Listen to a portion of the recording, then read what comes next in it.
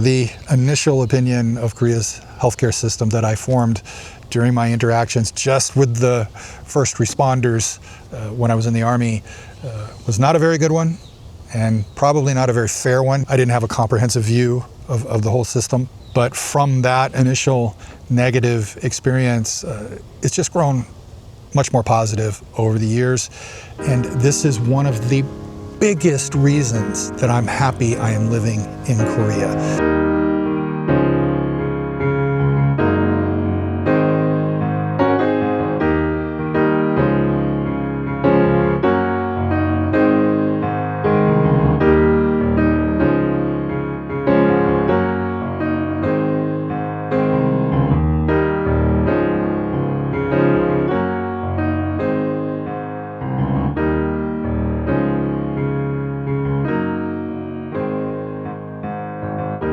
Hello there. It is a Wednesday evening, just a little after 6:30.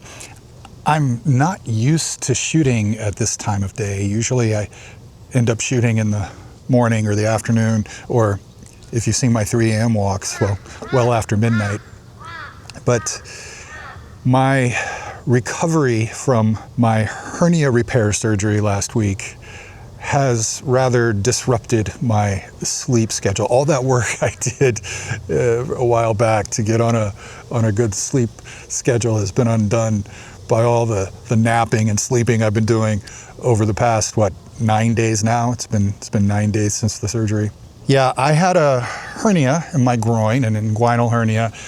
I first noticed it when I was editing the 3 a.m. walk I did that ended on Namsan. I started at Naksan Park and I walked through the downtown area and climbed up Namsan to Seoul Tower in that video. And I filmed that, on a Tuesday morning, I think, a Wednesday morning, something like that. But about 1 or 2 days after I finished shooting, I noticed I had this lump in my groin. So I published the video that weekend, and then the following Monday I realized, yeah, it's not going away. This is definitely a hernia. So it was about 2 weeks before I finally went in to see a doctor. And during that time, I was really taking it easy. I didn't want to go out and do long walks. I was doing short walks. I had some videos planned. I had 2 videos planned that involved long walks. One of them I was going to be following the Inner Beltway, the elevated expressway that has appeared in my videos so many times. I want to walk the whole thing. I just want to do it. So I was going to do a practice run for that, but doing that with a hernia, not a good idea. My concern was that I would cause the hernia to, become strangulated or whatever they call it, where it gets stuck and doesn't go back in. You can't push it back in. That's not a good situation to be in. So I didn't want to be doing any long walking for that. So that was out. And I was going to do a video at Dobongsan, a Dobongsan hike, Dobong Mountain. So I was thinking, okay, what am I going to do between now and the time I get this repair finished and recovered from? And so I went out to try to shoot a video just before I did the surgery.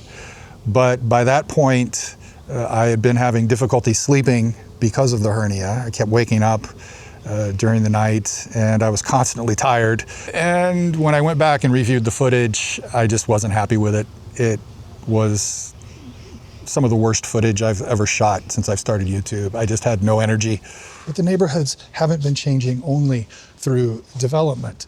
Daily life in neighborhoods like this has evolved since I've been here. So I did my surgery 9 days ago, Monday of last week, May 25th, I believe it was. During my recovery, I was thinking it might be interesting to talk to you about some of my older experiences with Korea's healthcare system in the 90s, because those experiences set my opinion of the healthcare system. And my opinion today is very different than it was back then.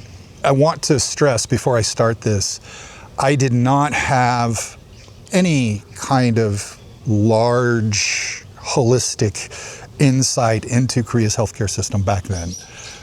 My interactions were very limited. My initial interactions were indirect, observing, right, from the outside during my time as a medic in the Army. And even my first direct interactions were very limited, so I never got a comprehensive view. But, like any other human being, I form opinions even on less than comprehensive experiences, right? So I had a very negative impression of Korea's healthcare system back then initially. And it starts in 1993. I was at Camp Casey still. I had been there just about 2 years. And I specifically remember it was shortly before I transferred down to the hospital at the Yongsan Garrison here in Seoul. Because a few weeks before my transfer, I was tasked out from my tank battalion. I was in a tank battalion where I worked either in an aid station or our motor pool, the aid station taking care of our patients, or the motor pool taking care of our vehicles. But I was tasked out from that to what they call the Troop Medical Clinic, the TMC. Some of the medics there were assigned permanently to the TMC. Some of them were tasked out from these combat battalions. So in the 2 years I was at Camp Casey, I was tasked out there twice for 2 rotations. My first rotation, I think there were 30-day rotations. My first rotation, I worked sick call in the mornings and in the allergy clinic in the afternoons, meaning I gave people their allergy shots. And also we did allergy tests. And for my second rotation, which was about a few weeks before I transferred to Yongsan, I was assigned to the emergency room there. They had a small emergency room. It was a very boring emergency room compared to the one where I would later work in Yongsan. And the one in Yongsan wasn't particularly exciting, right? It wasn't a very busy one. But we were sitting there one day and we got this call. Somebody had been injured in some kind of explosion. Those metal barrel things that they store oil or chemicals in. One of the civilian staff on a small compound outside of Camp Casey had been welding on one of those things, and I guess there were still fumes inside the barrel because it exploded in his face. The doctor in the ER that day was a Korean American, and I've known several Korean Americans here who do not really speak Korean, but this guy did, and that's important for later on in this story. So we got there to the scene. It was a short ride, and we found the guy was already gone. A Korean ambulance had already taken him. He was a Korean civilian. So what happened is you had a soldier who called us, and you had another Korean employee who called the Korean ambulance service. Our doctor was suddenly very concerned about this guy. He just wanted to make sure that everything was being done that should be done. So he asked the ambulance driver to take us to the nearest emergency room. So he did. He took us to this hospital. The doctor and I went inside, and the doctor was asking about this guy who had a facial injury, and they directed him to a room down a hallway. So we went down this hallway. The room was at the very end, and I remember seeing the guy laying on the bed. He hadn't been there very long, just a few minutes before us is when he arrived.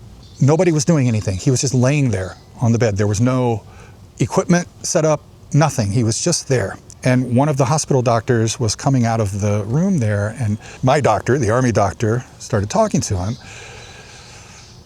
And they got into a shouting match there in the hallway, and I didn't understand what they were saying because they were speaking Korean, and I spoke no Korean at the time. And what happened is when the Army doctor asked the Korean doctor the status of this guy, the Korean doctor said, "Oh, he's DOA." The Army doctor said, "But he just got here. He's just arrived. You should be doing something. You should be working him up." And the Korean doctor was like, no, he's gone. And so the shouting match was about why nothing was being done to try to save the guy. And the Korean doctor kept saying, he's beyond saving. The Army doctor was arguing, you still have to try. And so this went on for a few minutes before we were forced to leave the hospital. I understand that there was some severe damage to the guy's face, and it's probably true that nothing could have been done to save him. But that short of a time after the accident, that Army doctor really thought that, this isn't a triage situation, so you try. You try anyway. Even if you think there's no possibility, you still try. So that was my very first contact with a Korean hospital. And yeah, that wasn't a good impression at all. But again, I don't know how fair it was of me to have this negative opinion from that single experience. Maybe it's just something about that small, tiny hospital there in Dongdaecheon that had something to do with it. If it had been in Seoul, maybe he would have been, worked up. Who knows? But I mean, the reality is, I thought, wow, I hope I never get pulled into a Korean emergency room.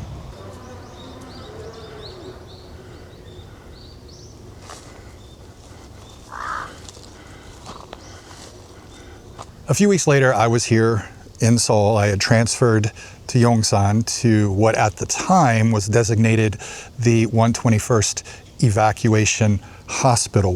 While I was there, they redesignated it as the 121 General Hospital. And I was there for my last year in the Army in the emergency room. But one of the things that kept happening at that emergency room at the 121 Hospital was that Korean ambulances kept bringing foreigners to our door. I mean, it didn't happen all the time, but it happened often enough. Anytime a Korean ambulance picked up a foreigner, it was like automatic, let's go to the hospital on Yongsan Garrison.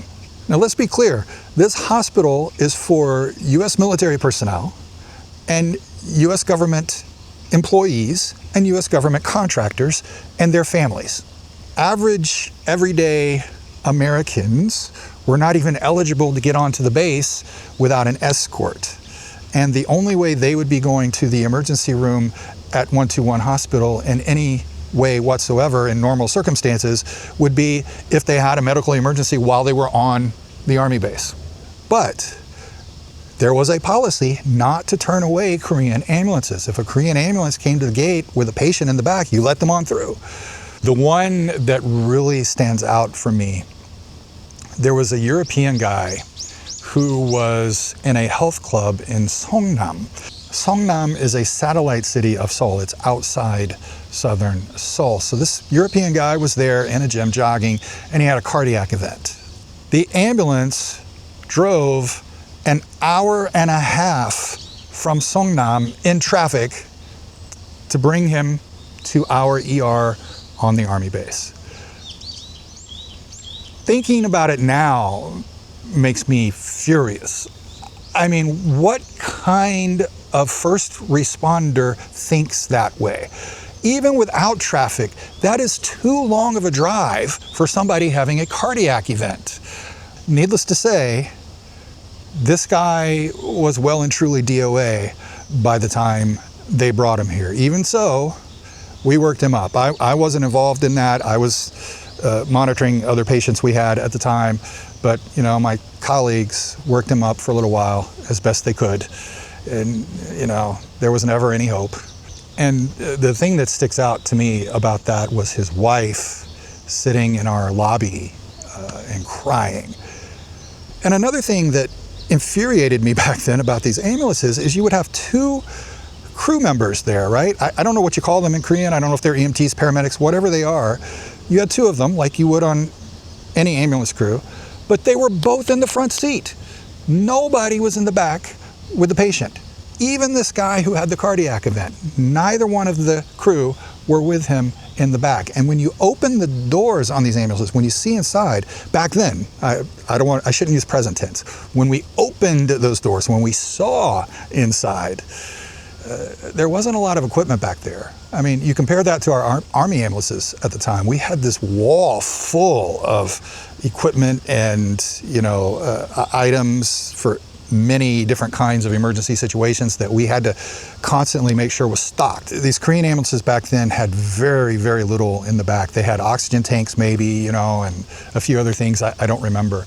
But yeah, my roommate kind of harshly started referring to them as meat wagons. Years later, after I got married, I remember sitting in traffic. We were coming back from Chungju, I think, in a car. And we were driving, it wasn't a bus, and we were sitting at the traffic at the toll gate on the expressway, and there was an ambulance with a siren. And it was just sitting there in the toll gate traffic with everybody else. The person taking the tolls in that lane was not waving people on through, which I think is what you should do in that situation. They were still just taking the tolls, you know. And so the traffic was just inching along. And when I would talk to Koreans about that kind of thing, they would say, oh, well, the ambulances often run the sirens even when they have no patients. So, you know, that's the thing. You didn't see drivers pulling over to the side of the road back then when an ambulance came by. They just didn't do it. If there's traffic, the ambulance is stuck in traffic with everybody else. Now, these days, that has changed dramatically. The ambulances appear to be well stocked with supplies they might need. Just from what I've seen walking by them when they're open, there's always one of the crew members in the back with the patients. The ambulances are much more modern. They were literally just vans back then, but now they're actual, you know, what you would expect an ambulance to be, right? And I even see people pulling over to the side of the road these days when ambulances are coming by.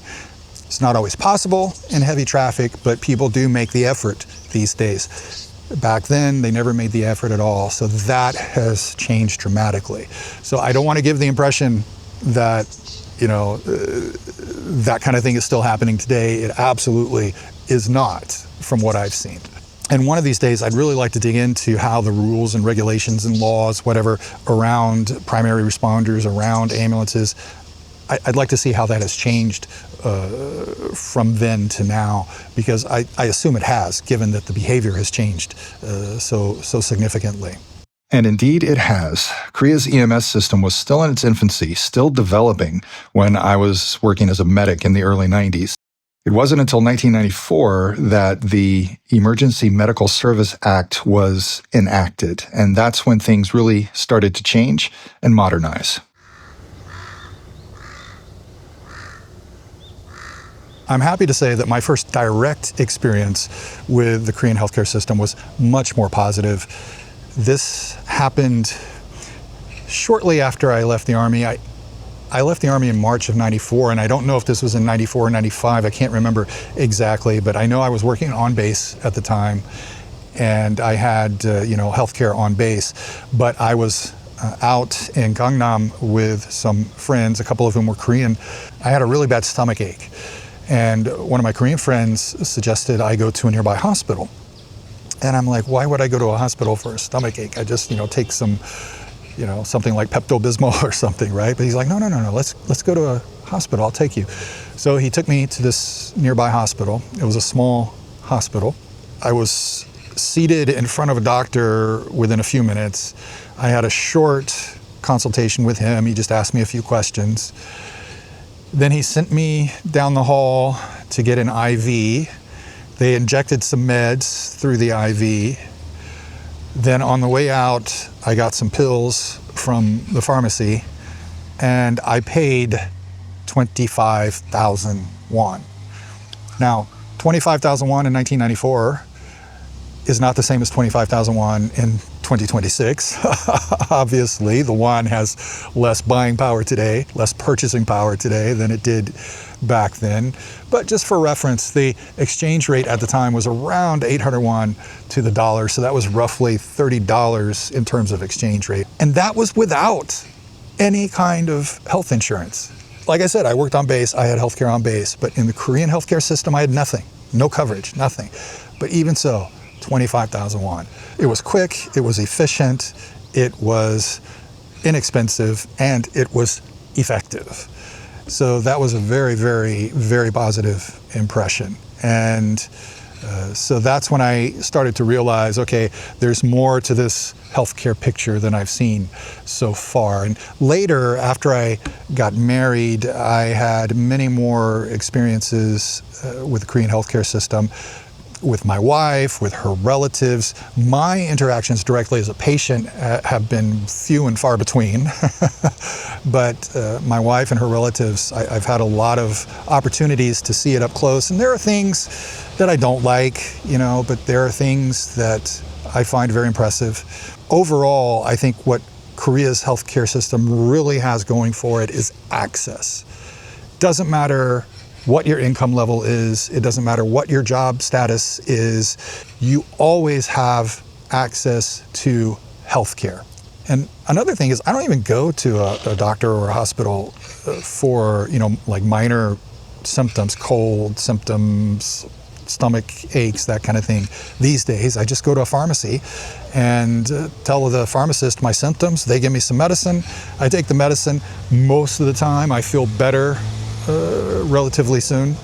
The way this works here, you have the National Health Insurance Service, the NHIS. Okay, this is more complex than I realized, but the gist of it is that all Korean citizens are required to participate in the NHIS, except those in a lower income bracket who may be eligible for medical aid. Premiums depend on a variety of factors. If you're directly employed by a company, your premium is based on your wage. The employer covers half of it, and coverage is provided for your legal dependents. You don't pay any extra for that. If you're not directly employed, then your premium depends on your total income, your total assets, with reductions for a variety of circumstances. There's a minimum premium that you can't go below, but it's very, very low. It's like just over 9,000 won right now or something. And if you're a foreigner and you're in the country for longer than 6 months, then it's also mandatory for you to participate in the NHIS. You're going to have to pay a premium. It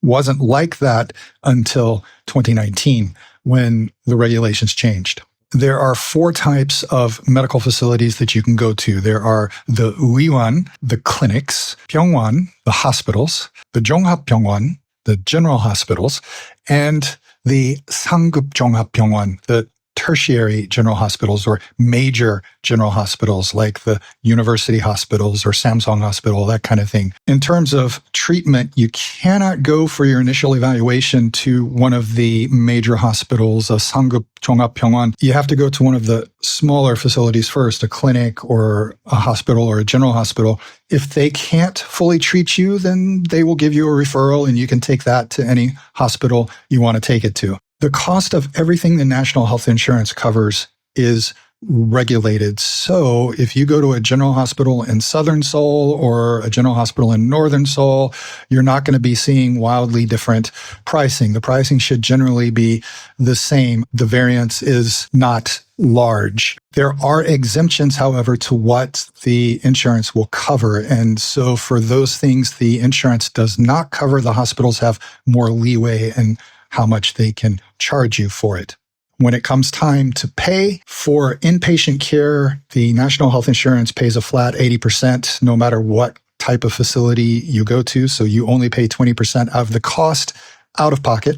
When it comes to outpatient care, the percentage varies depending on which type of facility you go to. You might have to pay 30% at a clinic or 60% at a major hospital, but there's a range of percentages in there, and I don't know what all of it is. There are also third-party insurers that will reimburse you. Instead of paying the medical facility, they pay you directly. So once you get your treatment, you can take your paperwork and submit it to your private insurer if you have one. For example, my insurer covers 80% of what I pay out of pocket for most stuff, and it covers 90% of some things. But then on top of that, there are categories of treatments and procedures for which they will pay a fixed lump sum, in addition to reimbursing 80 or 90% of what I pay out of pocket. And that's a one-time deal. If you take one of those lump sums from one of the categories, that's the only time you're going to get it. If you have that same illness again, like some kind of cancer, or in my case, a hernia repair, or some other thing in that category, you don't get that lump sum payment next time. So for something like a hernia, like I had, I could go to a general practitioner. Like there's an international clinic in Itaewon. They're a general medicine clinic, basically. One doctor there, maybe 2. And I could go there and he could diagnose my hernia and then give me a referral that I could then take to any hospital. What I did was my wife set up an appointment at a general hospital that has a good reputation for hernia repairs in their general surgery. I had an appointment Monday a week ago at 10:30 in the morning. I walked in, I waited to check in. I checked in, went and sat in a waiting area outside the exam rooms. By about 10 till 11, I was seeing the doctor. He said, yeah, that looks like a hernia. We'll have to get an ultrasound to verify. Would you like to have the surgery today? Yeah, sure, let's do it today. So I got an ultrasound, I got some blood work, and urine sample, and chest x-ray. Then I scheduled my surgery. They admitted me to a room. By 1:30, I was on the operating table. It was supposed to be a 20-minute surgery. It ended up taking about 40 minutes. Not a big deal, but I woke up toward the end there. You know, they gave me local anesthesia and general anesthesia. I actually woke up twice, once in the middle of the procedure, and I said, hey, I'm awake, and they're like, that's okay. And I ended up going back to sleep. And then I woke up again right at the end. As they were wheeling me out, I looked at the clock. It was 10 after 2. So 1:30 on the operating table, into the recovery room at 10 after 2. By 2:30, I was back in my room. A little after 4, around 4:15 or so, somebody came around and said, hey, you can go home whenever you want. I checked out at 4:30, and my wife and I left and got a taxi. I was home by 5:30. I don't think I've ever seen such friendly people at a hospital. It was amazing just how nice these guys were. Everything was explained every step of the way. It was just an overall really good experience. And I think next time I have a issue, knock on wood, I'll go to that hospital again. So it was a very efficient process. Overall, out of pocket, I paid 800,000 won, and I have third-party insurance. I received about 2.1 million won, close to 2.2 million won, deposited into my bank account. I had the procedure on Monday, the 25th. My wife filed the paperwork on Tuesday, the 26th. The money was in my bank on Wednesday, the 27th. That's nuts, right? So yeah, that's all I've got for you today. This video was a little different because I was sitting down for most of it. This is the first day I've been able to walk around since the surgery without much pain at all. I've done some light walking in the last few days, and every time before I got home, I was feeling it. But here I've been walking around the park a little bit between these sessions where I've been sitting, and so far the pain has been extremely mild. I have a lot more range of motion today than I did even yesterday. So I'm almost over the hump. I'm supposed to get my sutures removed next Monday. So I expect to be back to my regular programming pretty soon. Some long walks and all of that. So thanks for hanging out with me today. Thanks for listening to my memories. And I will see you in the next video. Bye-bye.